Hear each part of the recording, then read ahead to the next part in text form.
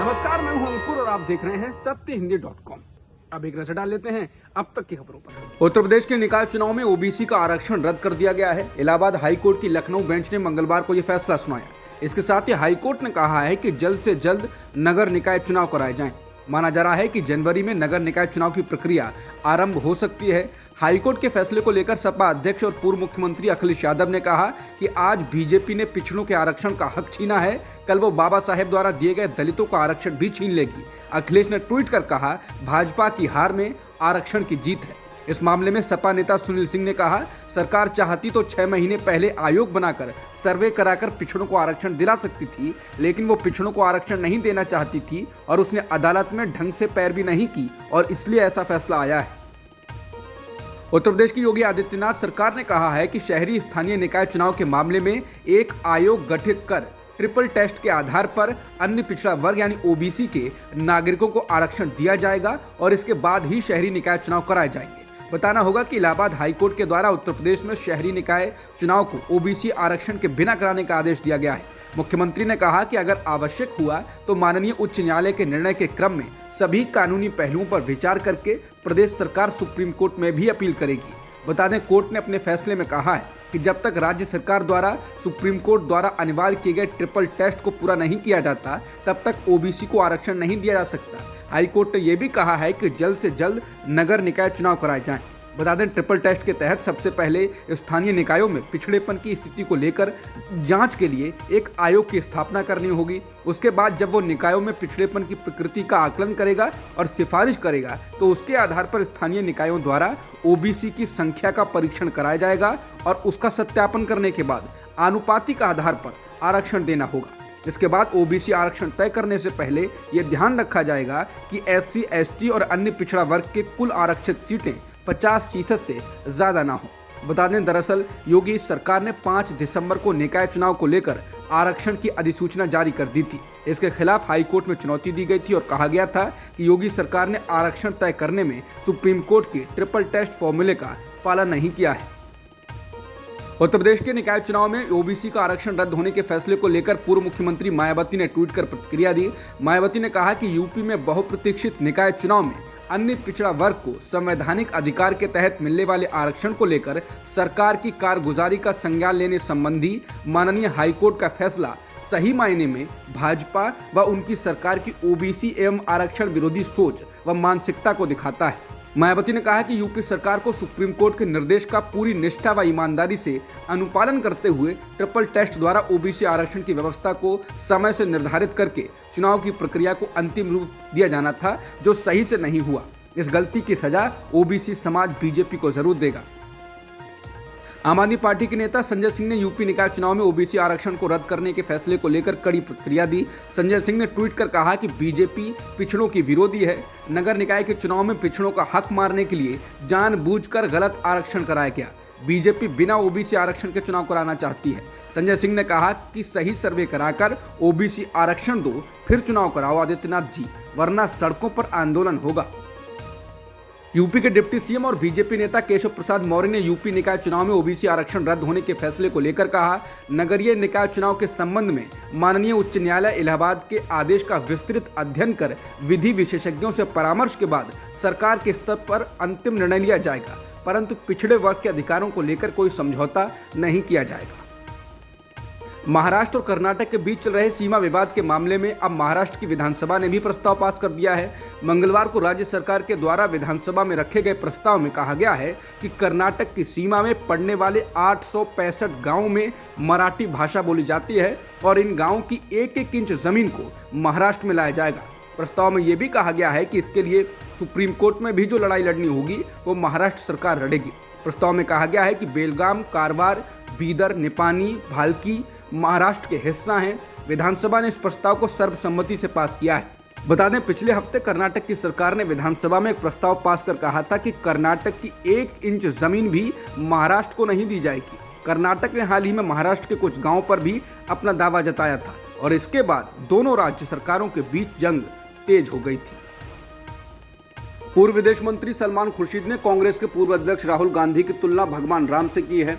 सलमान खुर्शीद सोमवार को कांग्रेस की भारत जोड़ो यात्रा के उत्तर प्रदेश में आने के संबंध में एक पत्रकार वार्ता को संबोधित कर रहे थे।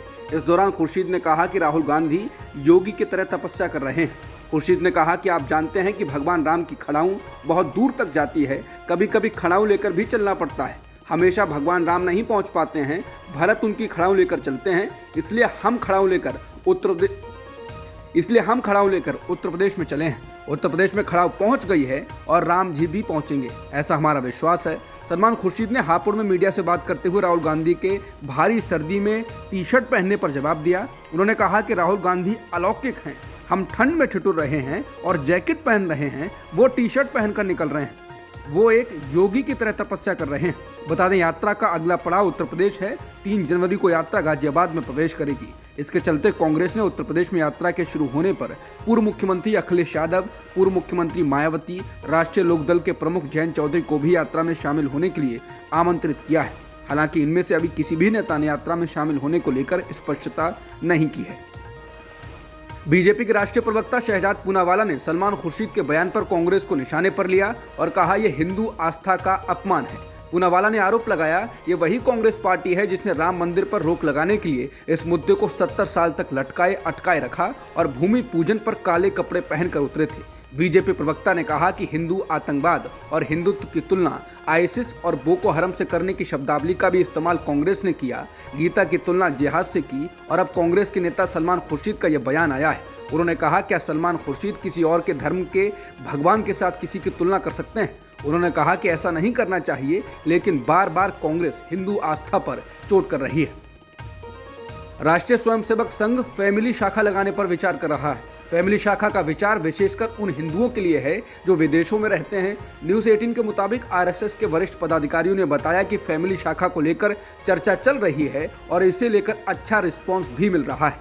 हालांकि इसे लागू किए जाने में 1 से 2 साल का वक्त लग सकता है। इस तरह की शाखाएं भारत में भी लगाई जाएंगी। बता दें कि साल 2025 में संघ के 100 साल पूरे हो जाएंगे।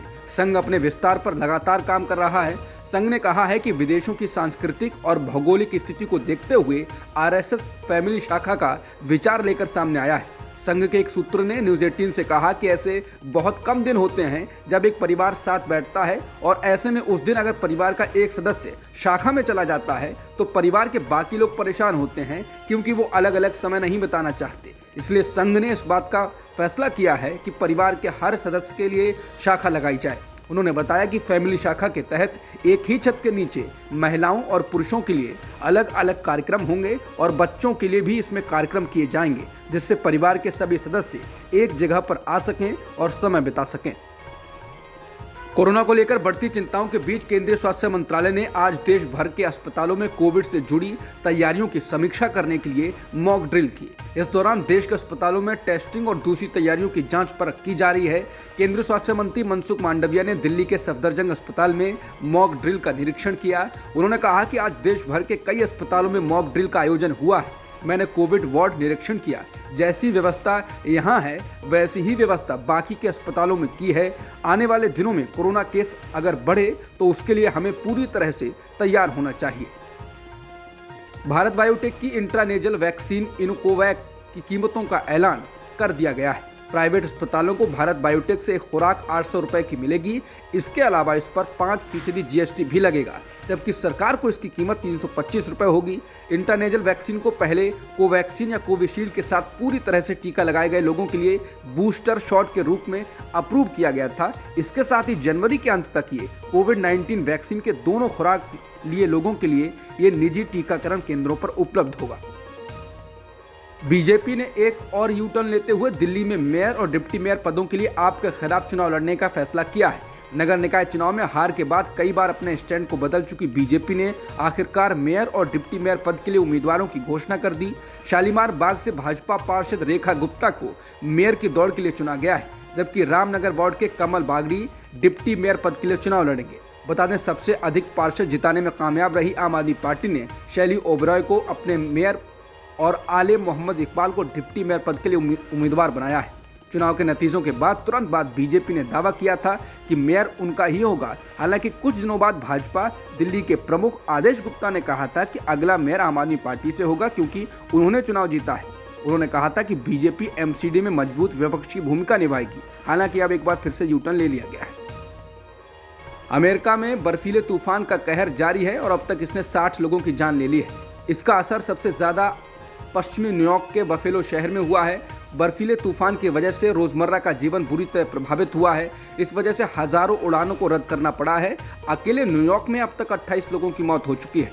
देश भर में मौतों का आंकड़ा और बढ़ सकता है। इस वजह से क्रिसमस और नए साल के जश्न पर भी असर पड़ा है और लोग घरों में कैद रहने को मजबूर हो गए हैं। लगातार खराब हालात की वजह से बुधवार को भी एयरपोर्ट को बंद रखा गया और पूरे अमेरिका में 15,000 से ज्यादा उड़ानों को रद्द कर दिया गया है। अमेरिकी राष्ट्रपति जो बाइडेन ने तमाम जगहों पर स्थानीय प्रशासन के अफसरों से बात की है और बचाव और राहत कार्य में मदद का भरोसा दिलाया है।